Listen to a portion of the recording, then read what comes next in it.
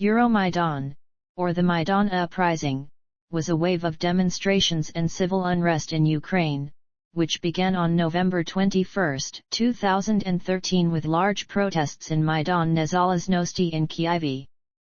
The protests were sparked by the Ukrainian government's sudden decision not to sign the European Union-Ukraine Association Agreement, instead choosing closer ties to Russia and the Eurasian Economic Union. Ukraine's parliament had overwhelmingly approved of finalizing the agreement with the EU, while Russia had put pressure on Ukraine to reject it.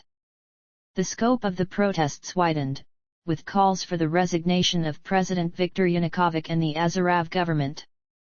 The protesters opposed what they saw as widespread government corruption, the influence of oligarchs, abuse of power, and violation of human rights in Ukraine. Transparency International named Yanukovych as the top example of corruption in the world. The violent dispersal of protesters on November 30 caused further anger. The Euromaidan led to the 2014 Revolution of Dignity. During the uprising, Independence Square in Kyiv was a huge protest camp occupied by thousands of protesters and protected by makeshift barricades. It had kitchens, first aid posts and broadcasting facilities, as well as stages for speeches, lectures, debates and performances. It was guarded by Maidan self-defense units made up of volunteers in improvised uniform and helmets, carrying shields and armed with sticks, stones, and petrol bombs. Protests were also held in many other parts of Ukraine. In Kyiv, there were clashes with police on December 1, and police assaulted the camp on December 11. Protests increased from mid-January, in response to the government introducing draconian anti-protest laws. There were deadly clashes on Hrushevsky Street on 19-22 January. Protesters occupied government buildings in many regions of Ukraine. The uprising climaxed on 18-20 February, when fierce fighting in Kyiv between Maidan activists and police resulted in the deaths of almost 100 protesters and 13 police. As a result, an agreement was signed on February 21, 2014 by Yanukovych and leaders of the parliamentary opposition that called for the creation of an interim unity government, constitutional reforms, and early elections. Shortly after the agreement, Yanukovych and other government ministers fled the country. Parliament then removed Yanukovych from office and installed an interim government. The Revolution of Dignity was soon followed by the Russian annexation of Crimea and pro-Russian unrest in eastern Ukraine, eventually escalating into the Russo-Ukrainian War. Overview. The demonstrations began on the night of November 21, 2013, when protests erupted in the capital, Kyiv, after the Ukrainian government rejected draft laws that would allow the release of jailed opposition leader Yulia Tymoshenko and suspend preparations for signing the Ukraine-European Union Association Agreement with the European Union, to seek closer economic relations with Russia. The reversal was preceded by a campaign of threats, insults, and preemptive trade restrictions from Russia. On November 24, 2013, clashes between protesters and police began. Protesters strived to break cordon. Police used tear gas and batons. Protesters also used tear gas and some firecrackers. After a few days of demonstrations, an increasing number of university students joined the protests. The Euromaidan has been characterized as an event of major political symbolism for the European Union itself, particularly as the largest ever pro-European rally in history. The protests continued despite heavy police presence, regularly sub-freezing temperatures, and snow.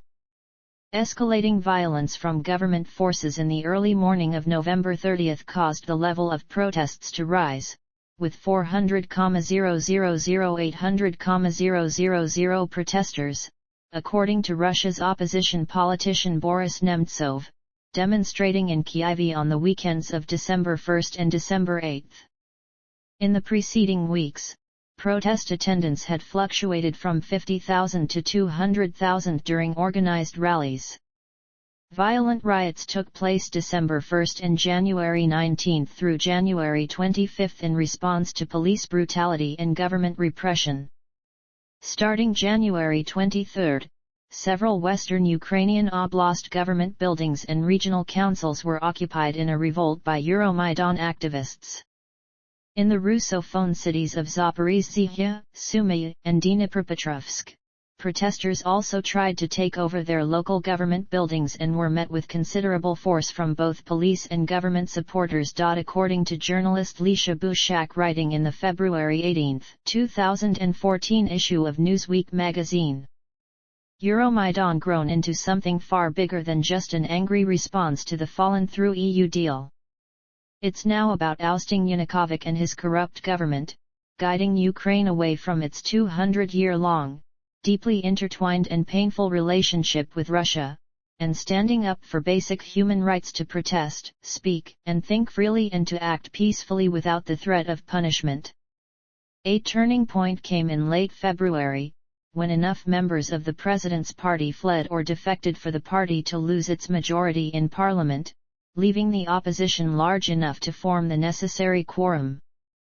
This allowed Parliament to pass a series of laws that removed police from Kyiv, cancelled anti-protest operations, restored the 2004 constitution, freed political detainees, and removed President Yanukovych from office. Yanukovych then fled to Ukraine's second-largest city of Kharkiv, refusing to recognize the parliament's decisions. The parliament assigned early elections for May 2014. In early 2019, a Ukrainian court found Yanukovych guilty of treason. Yanukovych was also charged with asking Vladimir Putin to send Russian troops to invade Ukraine after he had fled the country. The charges have had little practical effect on Yanukovych, who has lived in exile in the Russian city of Rostov since fleeing Ukraine under armed guard in 2014. Background. Name history. The term Euromaidan was initially used as a hashtag of Twitter. A Twitter account named Euromaidan was created on the first day of the protests.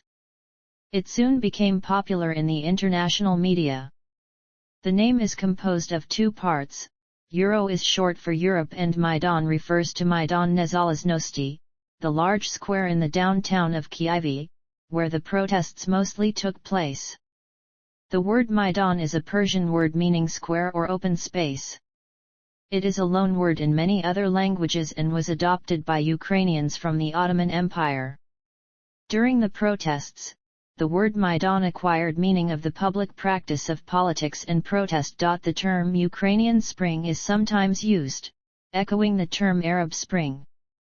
Initial causes. On March 30, 2012, the European Union and Ukraine initiated an association agreement. However, the EU leaders later stated that the agreement would not be ratified unless Ukraine addressed concerns over a stark deterioration of democracy and the rule of law, including the imprisonment of Yulia Tymoshenko and Yuri Lutsenko in 2011 and 2012. In the months leading up to the protests, Ukrainian President Viktor Yanukovych urged the parliament to adopt laws so that Ukraine would meet the EU's criteria. On September 25, 2013, Chairman of the Verkhovna Rada Volodymyr Rybak stated he was sure that his parliament would pass all the laws needed to fit the EU criteria for the association agreement since, except for the Communist Party of Ukraine, the Verkhovna Rada has united around these bills. According to Pavlo Klimkin, one of the Ukrainian negotiators of the association agreement, initially the Russians simply did not believe could come true. They didn't believe in our ability to negotiate a good agreement and didn't believe in our commitment to implement a good agreement. In mid-August 2013, Russia changed its customs regulations on imports from Ukraine such that on August 14, 2013, the Russian Customs Service stopped all goods coming from Ukraine and prompted politicians and sources to view the move as the start of a trade war against Ukraine to prevent Ukraine from signing a trade agreement with the European Union. Ukrainian Industrial Policy Minister Mikhailo Korolenko stated on December 18, 2013 that because of this Ukraine's exports had dropped by $1.4 billion. The State Statistics Service of Ukraine reported in November 2013 that in comparison with the same months of 2012, industrial production in Ukraine in October 2013 had fallen by 4.9%, in September 2013 by 5.6%, and in August 2013 by 5.4%. On November 21, 2013 a Ukrainian government decree suspended preparations for signing of the association agreement. The reason given was that in the previous months Ukraine had experienced a drop in industrial production and our relations with CIS countries. The government also assured, Ukraine will resume preparing the agreement when the drop in industrial production and our relations with Commonwealth of Independent States countries are compensated by the European market.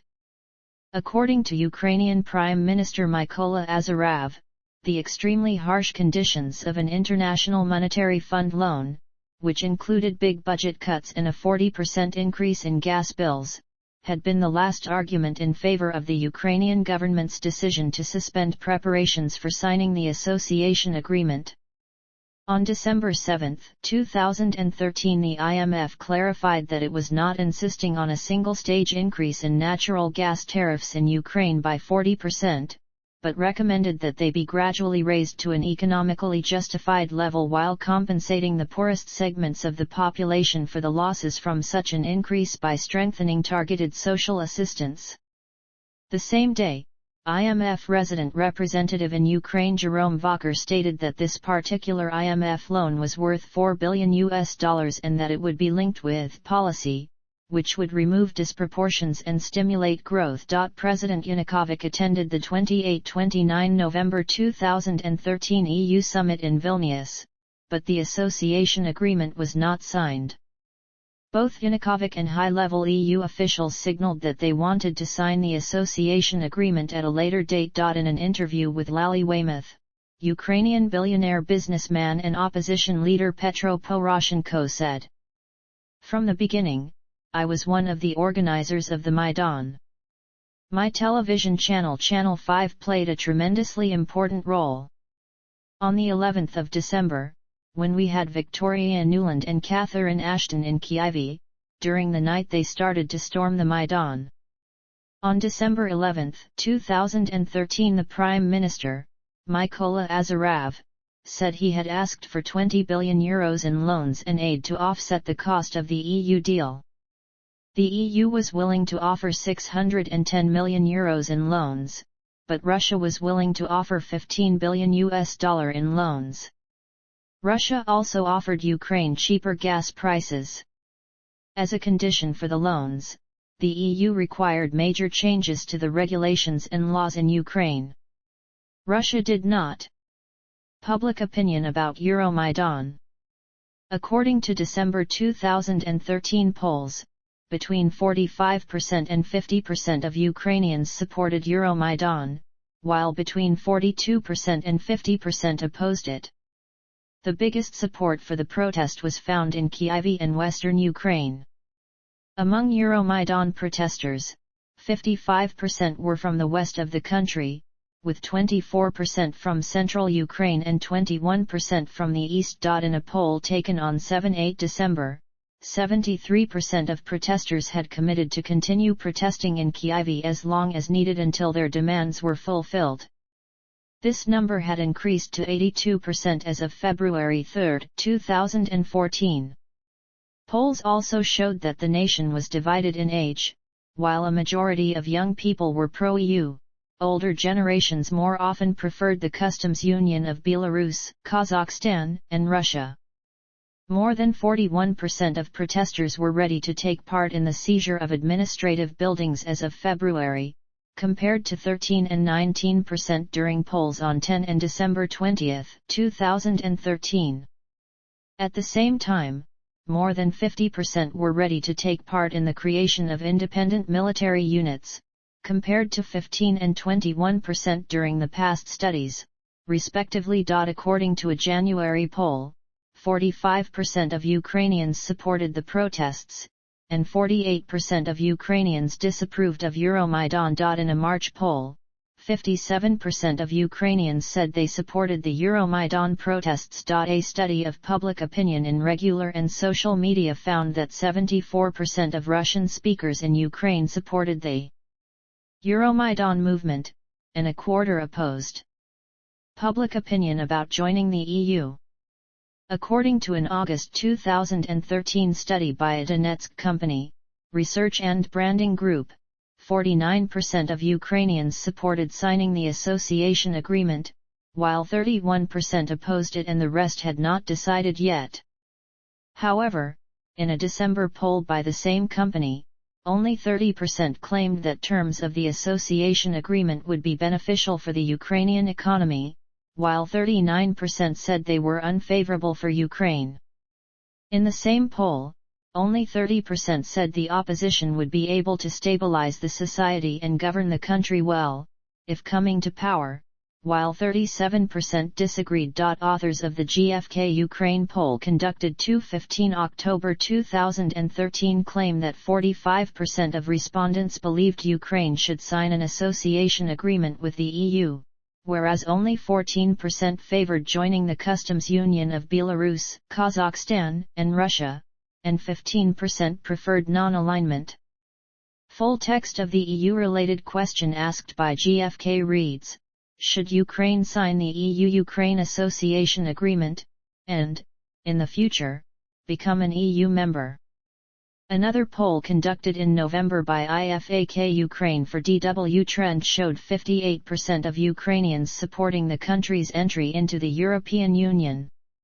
On the other hand, a November 2013 poll by Kyiv International Institute of Sociology showed 39% supporting the country's entry into the European Union and 37% supporting Ukraine's accession to the customs union of Belarus, Kazakhstan, and Russia. In December 2013, then Prime Minister of Ukraine Mykola Azarov refuted the pro-EU poll numbers, claiming that many polls posed questions about Ukraine joining the EU, and that Ukraine had never been invited to join the Union, but only to sign the European Union Association Agreement. Comparison with the Orange Revolution. The pro-European Union protests are Ukraine's largest since the Orange Revolution of 2004, which saw Yanukovych forced to resign as prime minister over allegations of voting irregularities. Although comparing the 2013 events in the same east-west vector as 2004, with Ukraine remaining a key geopolitical prize in Eastern Europe for Russia and the EU, the Moscow Times noted that Yanukovych's government was in a significantly stronger position following his election in 2010. The Financial Times said the 2013 protests were largely spontaneous, sparked by social media, and have caught Ukraine's political opposition unprepared compared to their well-organized predecessors. The hashtag #Euromaidan emerged immediately on the first meeting of the protests and was highly useful as a communication instrument for protesters. Vitaly Klitschko wrote in a tweet, "Friends, all those who came to Maidan, well done. Who has not done it yet, join us now." The protest hashtag also gained traction on the Vkontakte social media network, and Klitschko tweeted a link to a speech he made on the square saying that once the protest was 100,000 strong, "We'll go for Yanukovych," referring to President Viktor Yanukovych. In an interview, opposition leader Yuri Lutsenko, when asked if the current opposition was weaker than it was in 2004, argued that the opposition was stronger because the stakes were higher. "I asked each, do you realize that this is not a protest? It is a revolution. We have two roads: we go to prison or we win." Paul Robert Magoxy illustrated the effect of the Orange Revolution on Euromaidan, saying, "Was the Orange Revolution a genuine revolution? Yes, it was. And we see the effects today. The revolution wasn't a revolution of the streets or a revolution of elections, it was a revolution of the minds of people, in the sense that for the first time in a long time, Ukrainians and people living in territorial Ukraine saw the opportunity to protest and change their situation. This was a profound change in the character of the population of the former Soviet Union. Lviv-based historian Yaroslav Hrytsyk also remarked on the generational shift. This is a revolution of the generation that we call the contemporaries of Ukraine's independence. It is more similar to the Occupy Wall Street protests or those in Istanbul demonstrations.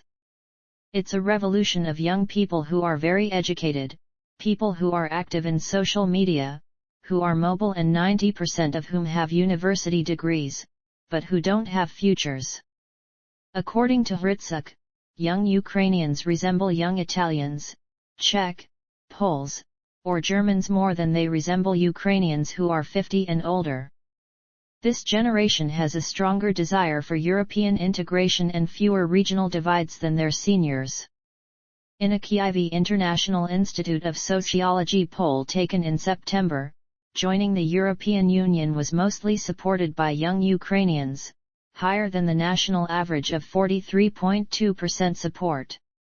A November 2013 poll by the same institute found the same result, with 70.8% aged 18 to 29 wanting to join the European Union, while 39.7% was the national average of support. An opinion poll by GfK conducted 15 October found that among respondents aged 16-29 with a position on integration, 73% favored signing an association agreement with the EU, while only 45% of those over the age of 45 favored association. The lowest support for European integration was among people with incomplete secondary and higher education. Escalation to violence. The movement started peacefully, but violence broke out, especially in January and February 2014. The Associated Press said on February 19, 2014. The latest bout of street violence began Tuesday when protesters attacked police lines and set fires outside Parliament, accusing Yanukovych of ignoring their demands to enact constitutional reforms that would limit the president's power, a key opposition demand. Parliament, dominated by his supporters, was stalling on taking up a constitutional reform to limit presidential powers. Police responded by attacking the protest camp. Armed with water cannons, stun grenades, and rubber bullets, police dismantled some barricades. But the protesters held their ground through the night, encircling the protest camp with new burning barricades of tires, furniture, and debris. In the early stages of Euromaidan, there was discussion about whether the Euromaidan movement constituted a revolution or a staged color revolution by outside forces. At the time, many protest leaders had already used this term frequently when addressing the public. Tyana Bach called in an official December 2 press release for police officers and members of the military to defect to the Ukrainian Revolution. In a Skype interview with media analyst Andrij Holovidy, Vitaly Portnikov, council member of the Maidan National Alliance and president and editor-in-chief of the Ukrainian television channel TVI, stated Euromaidan is a revolution and revolutions can drag on for years, and that what is happening in Ukraine goes much deeper. It is changing the national fabric of Ukraine. Media outlets in the region dubbed the movement Euro Revolution. On December 10, Yanukovych said, "Calls for a revolution pose a threat to national security." Former Georgian President Mikhail Saakashvili has described the movement as the first geopolitical revolution of the 21st century. Political expert Anders Eslund commented on this aspect. Revolutionary times have their own logic that is very different from the logic of ordinary politics, as writers from Alexis de Tocqueville to Crane Brinton have taught. The first thing to understand about Ukraine today is that it has entered a revolutionary stage. Like it or not, we had better deal with the new environment rationally. Demands. On November 29, a formal resolution by protest organizers made the following demands.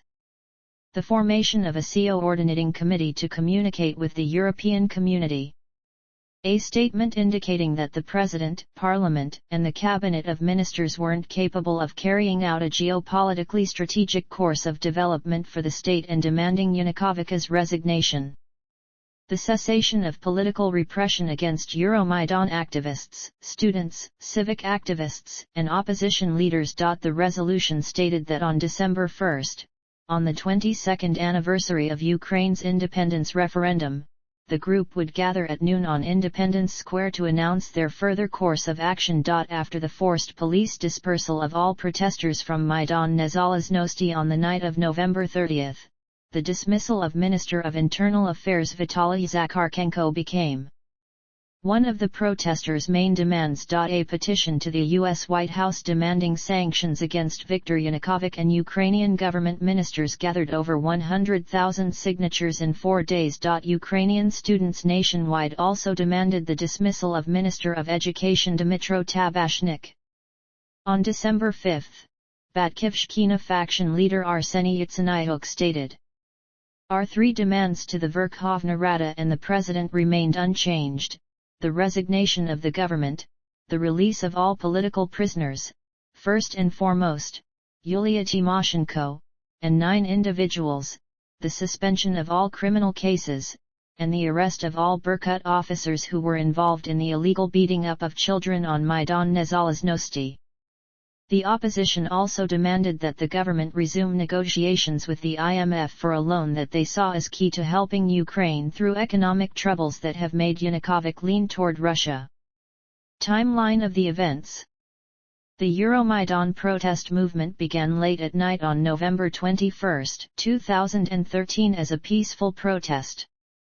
The 1,500 protesters were summoned following a Facebook post by a journalist, Mustafa Naim, calling for a rally against the government. Riots in Kyiv. On November 30, 2013, protests were dispersed violently by Berkut riot police units, sparking riots the following day in Kyiv. On December 1, 2013, protesters reoccupied the square, and through December, further clashes with the authorities and political ultimatums by the opposition ensued. This culminated in a series of anti-protest laws by the government on January 16, 2014 and further rioting on Hrushevskoho Street. Early February 2014 saw a bombing of the trade unions building, as well as the formation of self-defense teams by protesters. December 1, 2013 riots. December 11, 2013 assault on Maidan. Hrushevsky Street riots. February 2014, revolution. Protests across Ukraine. A November 24, 2013 protest in Ivano-Frankivsk saw several thousand protesters gather at the regional administration building. No classes were held in the universities of western Ukrainian cities such as Lviv, Ivano-Frankivsk, and Uzhhorod. Protests also took place in other large Ukrainian cities, such as Kharkiv, Donetsk, Dnipropetrovsk, and Luhansk. The rally in Lviv in support of the integration of Ukraine into the EU was initiated by the students of local universities. This rally saw 25–30,000 protesters gather on Prospect Svobody in Lviv. The organizers plan to continue this rally until the Third Eastern Partnership Summit in Vilnius, Lithuania, on 28–29 November 2013. A rally in Simferopol, which drew around 300, saw nationalists and Crimean Tatars unite to support European integration. The protesters sang both the Ukrainian national anthem and the anthem of the Ukrainian Sich Riflemen. 7 people were injured after a tent encampment in Dnipropetrovsk was ordered cleared by court order on November 25 and it appeared that thugs had undertaken to perform the clearance. Officials estimated the number of attackers to be 10–15, and police did not intervene in the attacks. Similarly, police in Odessa ignored calls to stop the demolition of Euromaidan camps in the city by a group of 30, and instead removed all parties from the premises. 50 police officers and men in plain clothes also drove out a Euromaidan protest in Chernihiv the same day. On November 25, in Odessa, 120 police raided and destroyed a tent encampment made by protesters at 5:20 in the morning. The police detained 3 of the protesters, including the leader of the Odessa branch of Democratic Alliance, Alexei Chorny. All 3 were beaten in the police vehicle and then taken to the Porto-Frankivsk police station without their arrival being recorded. The move came after the District Administrative Court earlier issued a ban restricting citizens' right to peaceful assembly until New Year. The court ruling places a blanket ban on all demonstrations, the use of tents, sound equipment, and vehicles until the end of the year. On November 26, a rally of 50 was held in Donetsk. On November 28, a rally was held in Yalta. University faculty who attended were pressured to resign by university officials. On November 29, Lviv protesters numbered some 20,000. Like in Kyiv, they locked hands in a human chain, symbolically linking Ukraine to the European Union.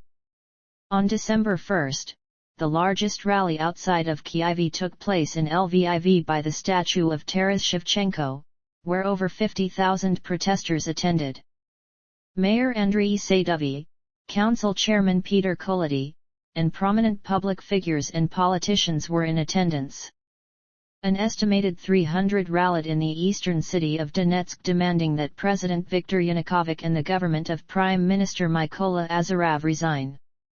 Meanwhile, in Kharkiv, thousands rallied with writer Surai Zaidan during a speech, calling for revolution. The protest was peaceful. Protesters claimed at least 4,000 attended, with other sources saying 2,000. In Dnipropetrovsk, 1,000 gathered to protest the EU agreement suspension, show solidarity with those in Kyiv, and demanded the resignation of local and metropolitan officials. They later marched, shouting "Ukraine is Europe" and "Revolution." Euromaidan protests were also held in Simferopol and Odessa. On December 2, in an act of solidarity, Lviv Oblast declared a general strike to mobilize support for protests in Kyiv, which was followed by the formal order of a general strike by the cities of Ternopil and Ivano-Frankivsk. In Dnipropetrovsk on December 3, a group of 300 protested in favor of European integration and demanded the resignation of local authorities, heads of local police units, and the Security Service of Ukraine. On 7 December it was reported that police were prohibiting those from Ternopil and Ivano-Frankivsk from driving to Kyiv. Protests on December 8 saw record turnout in many Ukrainian cities, including several in eastern Ukraine. On the evening, the fall of the monument to Lenin in Kyiv took place. The statue made out of stone was completely hacked to pieces by jubilant demonstrators. On December 9, a statue of Vladimir Lenin was destroyed in the town of Kotovsk in Odessa Oblast. In Ternopil, Euromaidan organizers were prosecuted by authorities. The removal or destruction of Lenin monuments and statues gained particular momentum after the destruction of the Kyiv Lenin statue. Under the motto, activists pulled down a dozen monuments in the Kyiv region, Zhytomyr, Khmelnytskyi, and elsewhere, or damaged them during the course of the Euromaidan protests into spring of 2014. In other cities and towns, monuments were removed by organized heavy equipment and transported to scrapyards or dumps. On December 14, Euromaidan supporters in Kharkiv voiced their disapproval of authorities fencing off Freedom Square from the public by covering the metal fence in placards. They have since December 5 been the victims of theft and arson. A Euromaidan activist in Kharkiv was attacked by 2 men and stabbed 12 times. The assailants were unknown, but activists told the Kharkiv-based civic organization Maidan that they believe the city's mayor, Gennady Kerns, to be behind the attack. On December 22, 2000 rallied in Dnipropetrovsk. In late December, 500 marched in Donetsk. Due to the regime's hegemony in the city, foreign commentators have suggested that, for 500 marchers to assemble in Donetsk is the equivalent of 50,000 in Lviv or 500,000 in Kyiv. On January 5, marches in support of Euromaidan were held in Donetsk, Dnipropetrovsk, Odessa, and Kharkiv, the latter three drawing several hundred and Donetsk only 100. On January 11, 2014, 150 activists met in Kharkiv for a general forum on uniting the nationwide Euromaidan efforts. A church where some were meeting was stormed by over a dozen thugs, and others attacked meetings in a bookstore, smashing windows and deploying tear gas to stop the Maidan meetings from taking place.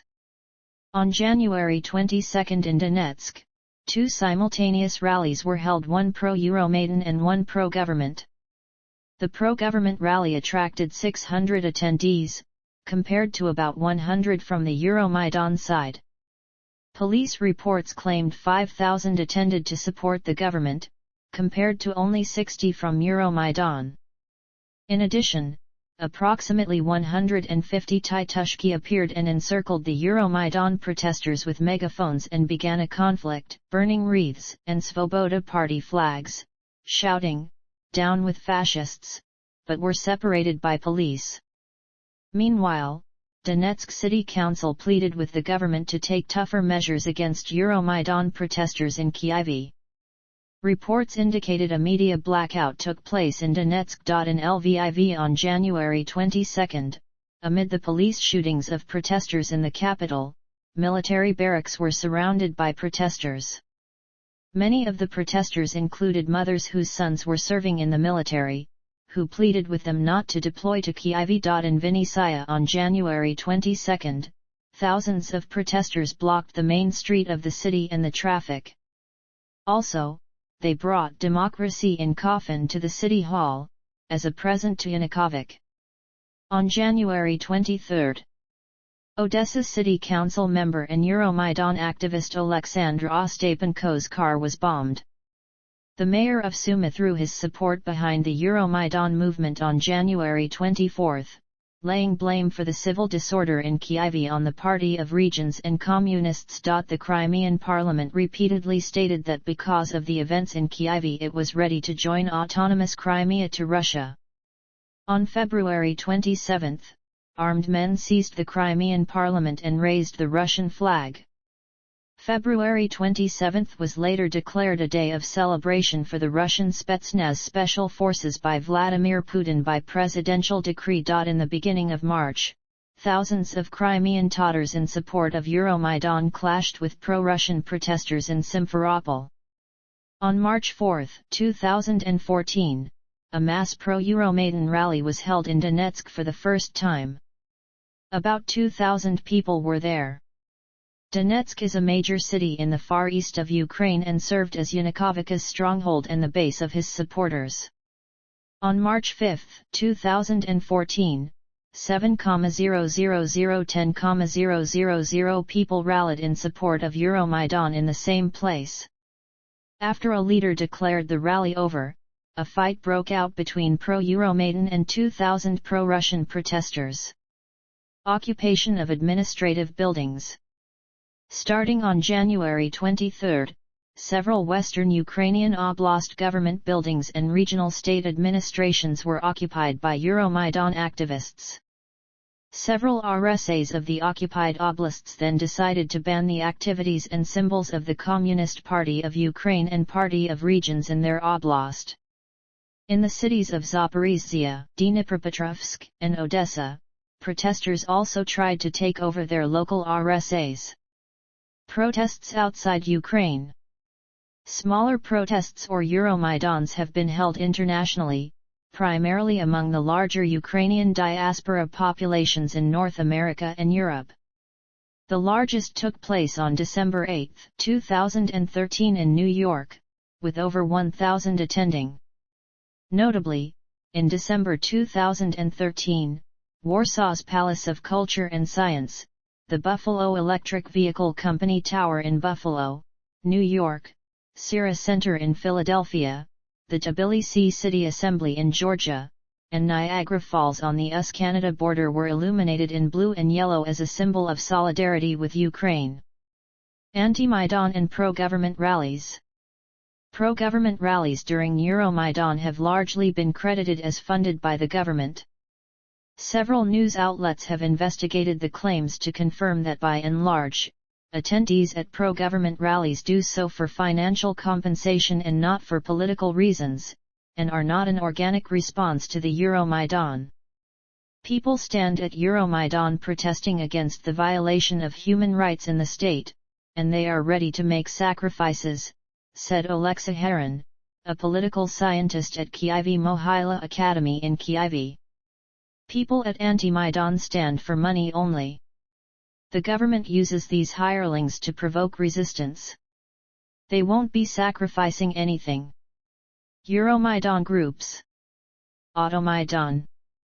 Automaidan was a movement within Euromaidan that sought the resignation of Ukrainian President Viktor Yanukovych. It was made up mainly of drivers who would protect the protest camps and blockade streets.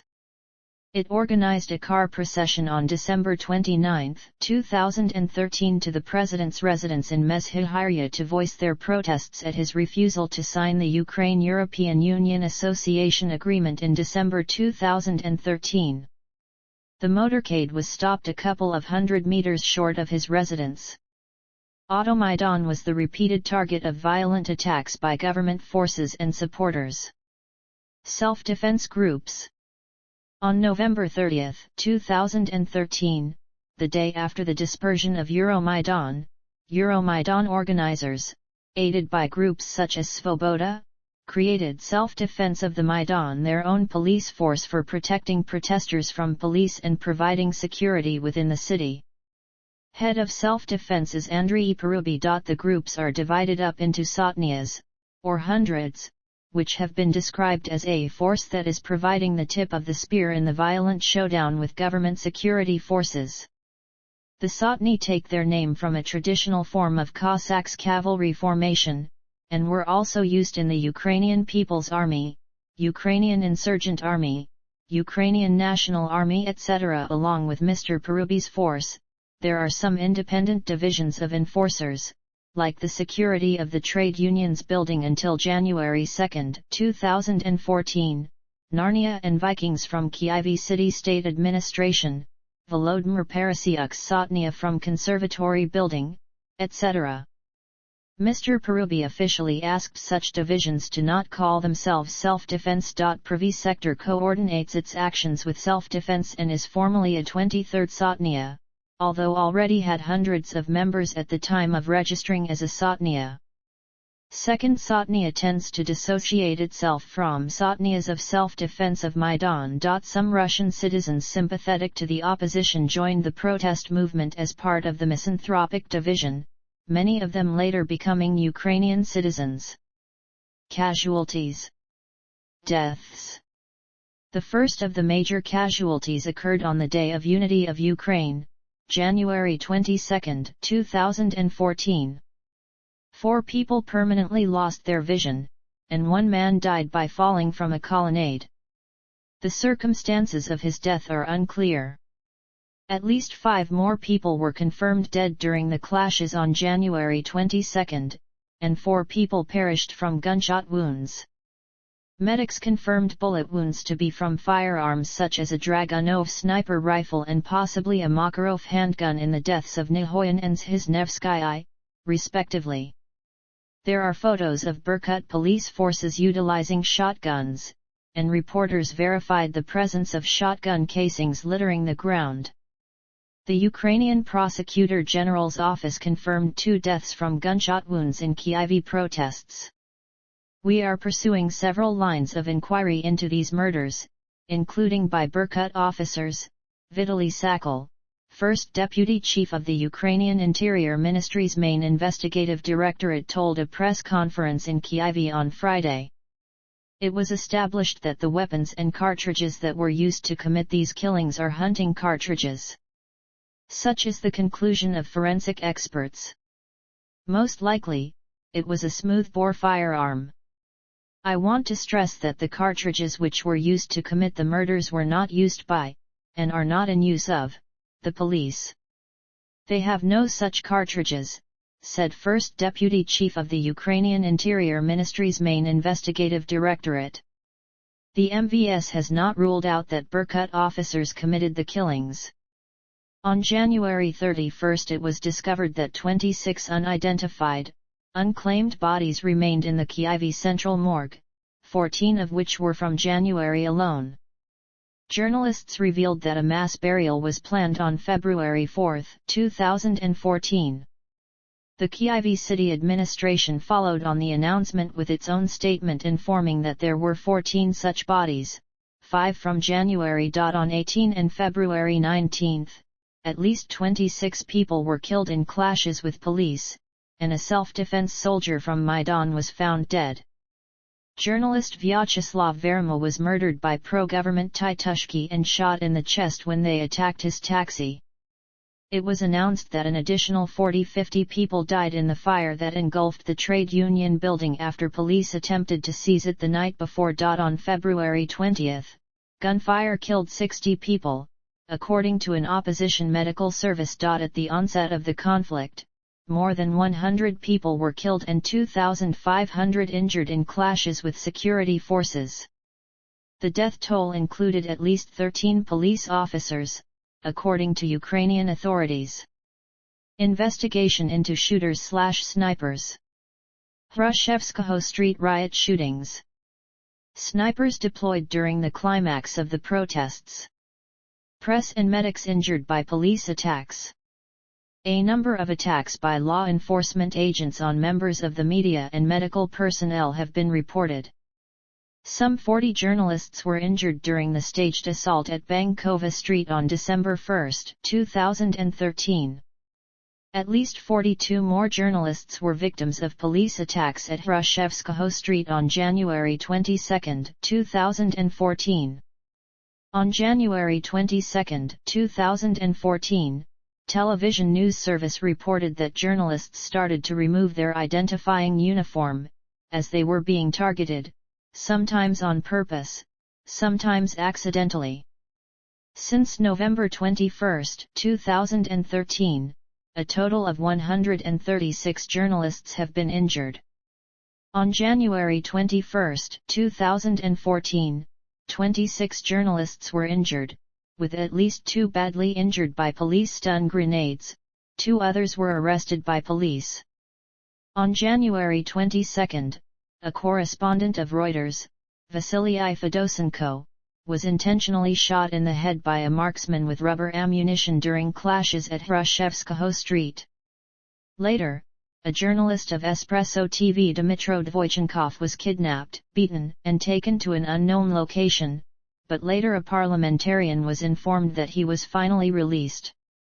On January 24, President Yanukovych ordered the release of all journalists from custody.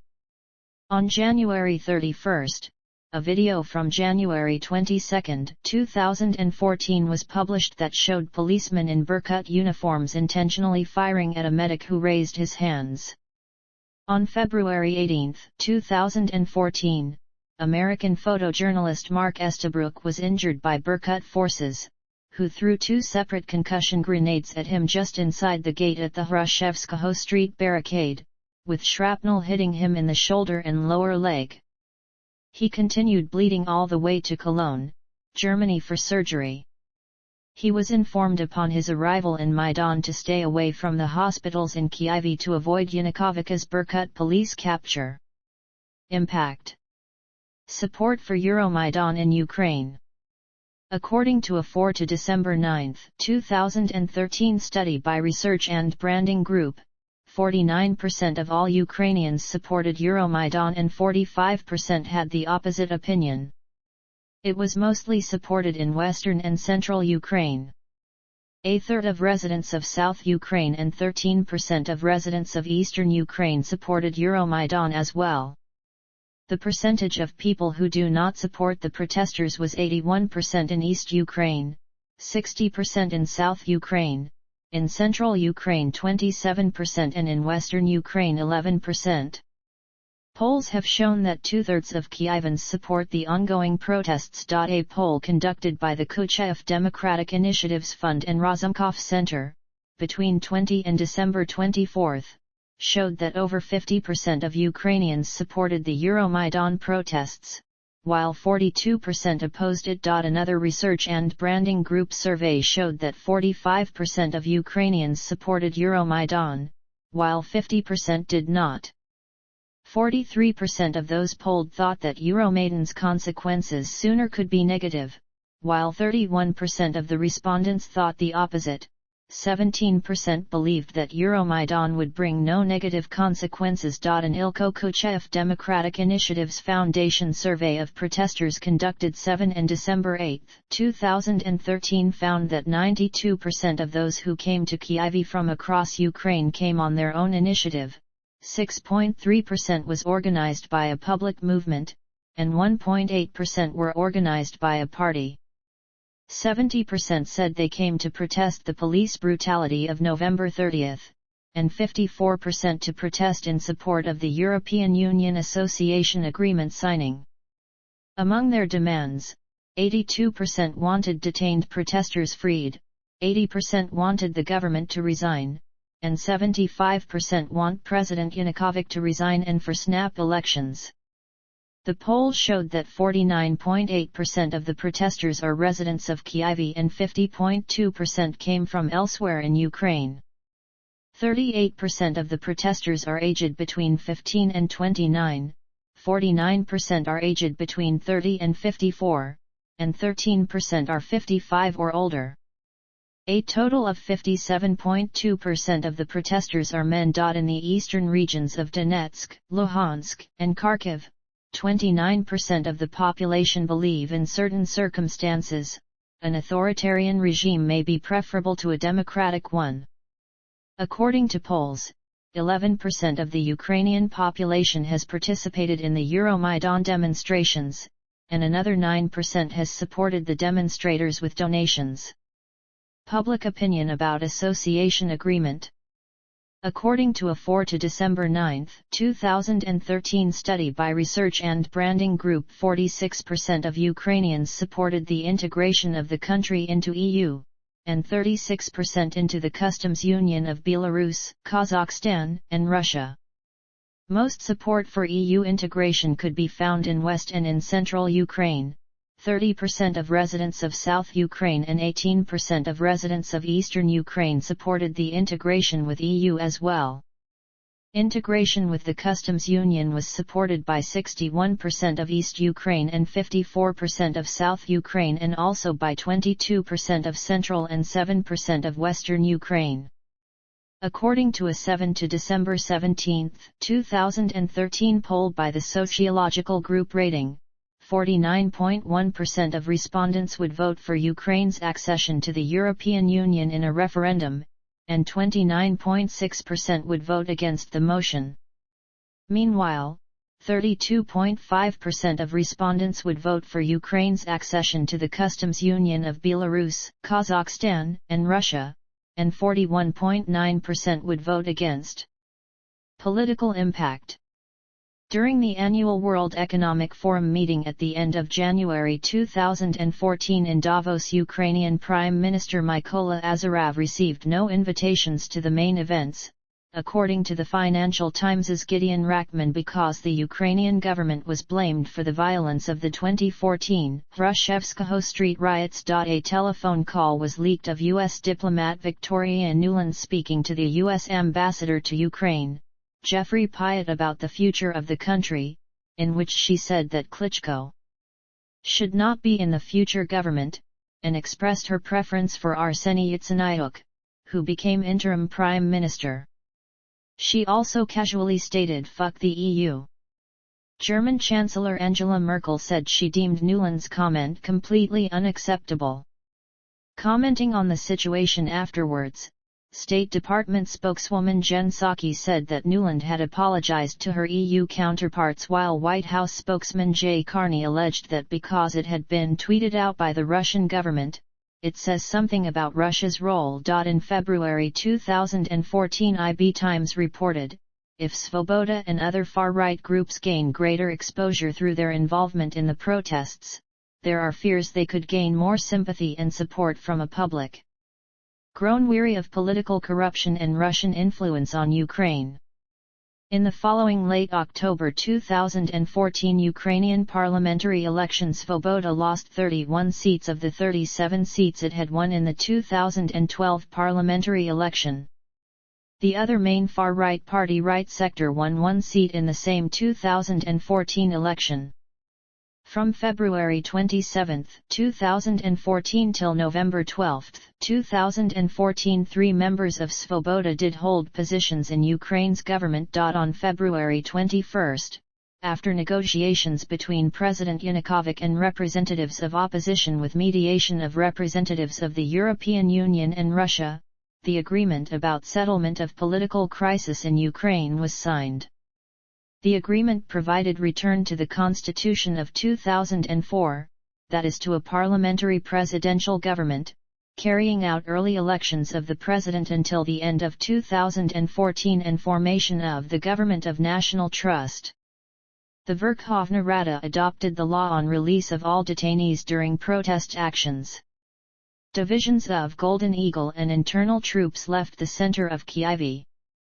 On February 21, at the public announcement, leaders of parliamentary opposition of conditions of the signed agreement, representatives of Right Sector declared that they don't accept the gradualness of political reforms stipulated in the document, and demanded immediate resignation of the President Yanukovych, otherwise they intended to go for storm of presidential administration and Verkhovna Rada. On the night of February 22, activists of Euromaidan seized the government quarter left by law enforcement authorities and made a number of new demands, in particular, immediate resignation of the President Yanukovych. Earlier that day, they stormed into Yanukovych's mansion. On February 23, 2014, following the 2014 Ukrainian Revolution, the Rada passed a bill that would have altered the law on languages of minorities, including Russian.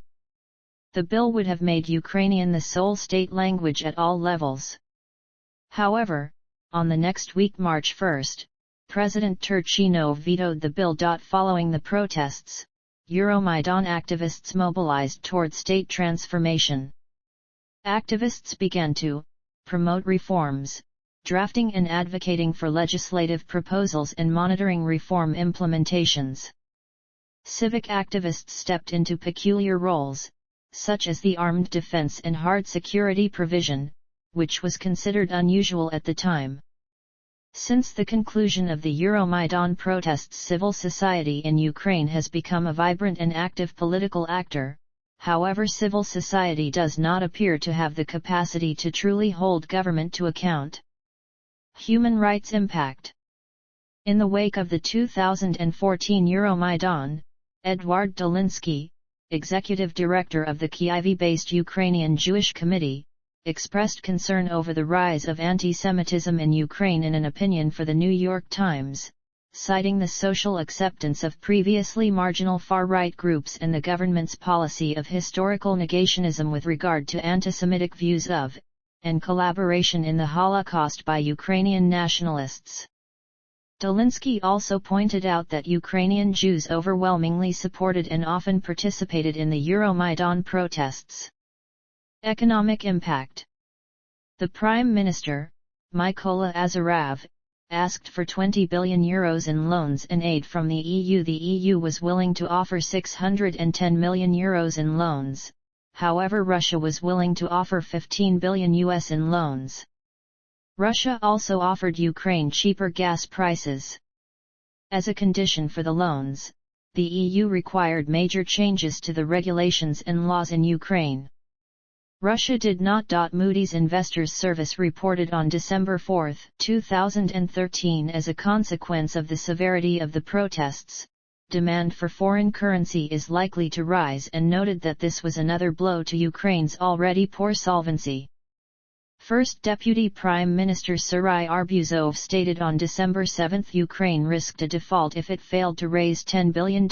I asked for a loan to support us, and Europe agreed, but a mistake was made. We failed to put it on paper.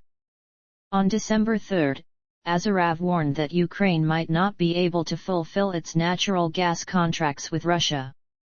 and he blamed the deal on restoring gas supplies of January 18, 2009 for this. On December 5, Prime Minister Mykola Azarov stated that money to finance the payment of pensions, wages, social payments, support of the operation of the housing and utility sector and medical institutions do not appear due to unrest in the streets, and he added that authorities were doing everything possible to ensure the timely financing of them. Minister of Social Policy of Ukraine Natalia Korolovska stated on January 2, 2014 that these January 2014 payments would begin according to schedule. On December 11, the second Azarov government postponed social payments due to the temporarily blocking of the government. The same day Reuters commented the crisis has added to the financial hardship of a country on the brink of bankruptcy and added that investors thought it more likely than not that Ukraine would default over the next 5 years. Fitch Ratings reported on December 16 that the standoff had led to greater the risk that political uncertainty will raise demand for foreign currency, causing additional reserve losses and increasing the risk of disorderly currency movement. It also added interest rates rose sharply as the national bank sought to tighten hryvnia liquidity. First Deputy Finance Minister Anatoly Myarkovsky stated on December 17 the Ukrainian government budget deficit in 2014 could amount to about 3% with a plus or minus deviation of 0.5%. On December 18, the day after an economical agreement with Russia was signed, Prime Minister Mykola Azarov stated, "Nothing is threatening stability of the financial economic situation in Ukraine now. Not a single economic factor." However, BBC News reported that the deal will not fix Ukraine's deeper economic problems in an article titled "Russian Bailout Masks Ukraine's Economic Mess." On January 21, 2014, the Kyiv city-state administration claimed that protests in Kyiv had so far caused the city more than $2 million worth of damage. It intended to claim compensation for damage caused by all demonstrators, regardless of their political affiliation. On February 5, 2014, the hryvnia fell to a 5-year low against the US dollar. On February 21, 2014, Standard & Poor's cut Ukraine's credit rating to CCC, adding that the country risked default without significantly favorable changes. Standard & Poor's analysts believed the compromise deal of the same day between President Yanukovych and the opposition made it less likely Ukraine would receive desperately needed Russian aid, thereby increasing the risk of default on its debts. Social impact. In Kyiv, life continued as normal outside the protest zone. Euromaidan was named Word of the Year for 2013 by Modern Ukrainian Language and Slang Dictionary Myslovo, and the most popular neologism in Russia by web analytics company Public.ru. Cultural impact. According to a representative of the Kyiv History Museum, its collection in the Ukrainian house on the night of 18-19 February, after it was recaptured by the police from the protesters. Eyewitnesses report seeing the police forces plundering and destroying the museum's property. Music of Maidan. Films on Maidan. Art of Maidan. Sport. The 2013-14 UEFA Europa League round of 32 match of February 20, 2014 between FC Dynamo Kyiv and Valencia CF was moved by UEFA from Kyiv's Olimpijski National Sports Complex to the GSP Stadium in Nicosia, Cyprus, due to the security situation in the Ukrainian capital. On February 19, the Ukrainian athletes competing in the 2014 Winter Olympics asked for and were refused permission by the International Olympic Committee to wear black armbands to honor those killed in the violent clashes in Kyiv. IOC President Thomas Bach offered his condolences to those who have lost loved ones in these tragic events. On February 19, 2014, alpine skier Bodina Matsotska refused to further participate in the 2014 Winter Olympics in protest against the violent clashes in Kyiv. She and her father posted a message on Facebook stating, "In solidarity with the fighters on the barricades of the Maidan, and as a protest against the criminal actions made towards the protesters, the irresponsibility of the president and his lackey government, we refuse further performance at the Olympic Games in Sochi 2014. On March 4, 2014, the 2013-14 Eurocup basketball round of 16 game between BC Budivelnyk Kyiv and JSF Nanterre was moved to Algiris Arena in Kaunas, Lithuania. On March 5, 2014, another round of 16 game between Kamykyuzhny and Akinted Ankara was moved to Abdi İpekçi Arena in Istanbul. Trends and symbolism. A common chant among protesters is Slava Ukraini. Heroyam Slava. Glory to Ukraine, glory to heroes. The chant has extended beyond Ukrainians and has been used by Crimean Tatars and Russians. The red and black battle flag of the Ukrainian insurgent army is another popular symbol among protesters, and the wartime insurgents have acted as a large inspiration for Euromaidan protesters. Suri Yekelkik of the University of Victoria says the use of UPA imagery and slogans was more of a potent symbol of protest against the current government in Russia rather than adulation for the insurgents themselves, explaining the reason for the sudden prominence of in Kyiv is that it is the strongest possible expression of protest against the pro-Russian orientation of the current government. The colors of the flag symbolize Ukrainian red blood spilled on Ukrainian black earth. Reactions. In a poll published on February 24, 2014 by the state-owned Russian Public Opinion Research Center, only 15% of those Russians polled said yes to the question, should Russia react to the overthrow of the legally elected authorities in Ukraine? Legal hearings and investigation. Investigation about Euromaidan was ongoing since December 2013 following the initial dispersal of student gathering on the night of November 30. On December 13, 2013 the President Viktor Yanukovych and government officials announced that 3 high-ranking officials will be brought to justice. The General Prosecutor's Office of Ukraine questioned a chairman of the Kyiv City State Administration Alexander Popov on December 13 and a Security Council Secretary Andriy Klyuev on December 16. The announcement about ongoing investigation became public at the so-called round-table negotiations initiated by former Ukrainian President Leonid Kravchuk. On December 14, both Sivkovic and Popov were officially temporarily relieved of their duties until conclusion of the investigation. On December 17 the Prosecutor General questioned an activist Ruslan Lysyhko who informed that beside Popov under pre-trial investigation are Sivkovic, Koryak and Fedhuk.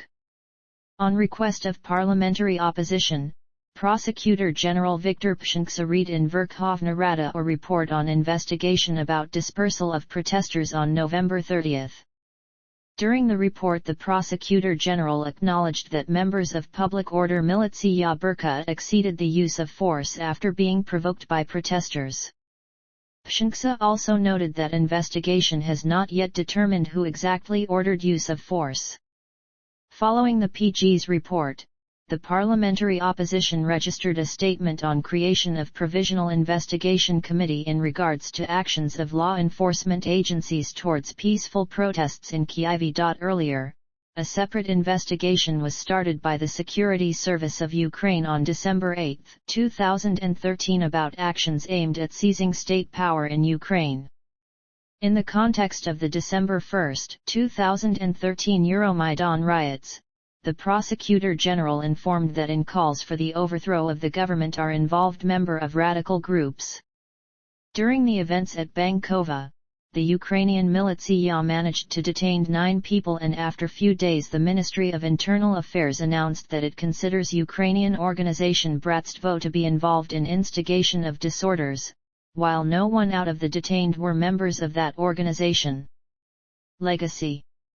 In mid-October 2014, President Petro Poroshenko stated that November 21 will be celebrated as Day of Dignity and Freedom. As of February 2019, the Ukrainian government has broken ground on a new Maidan memorial that will run the length of Institutska Street, now also known as Avenue of the Heavenly Hundred.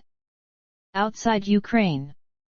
On January 10, 2022, Russian President Vladimir Putin claimed that the protesters of the 2022 Kazakh protests had used Maidan technologies. See also: List of people killed during the 2014 Ukrainian Revolution, also known as the Heavenly Hundred. Annexation of Crimea by the Russian Federation. 2014 Hrushevskoho Street riots. 2014 Ukrainian Regional State Administration occupations. Cold War II. National Guard of Ukraine. Orange Revolution. Paul Manafort's lobbying for Viktor Yanukovych and involvement in Ukraine. Politics of Ukraine. Rise Up, Ukraine. Russian military intervention in Ukraine. Ukraine without Kukma. Ukraine-European Union Association Agreement. 2011-2013 Russian protests. List of protests in the 21st century.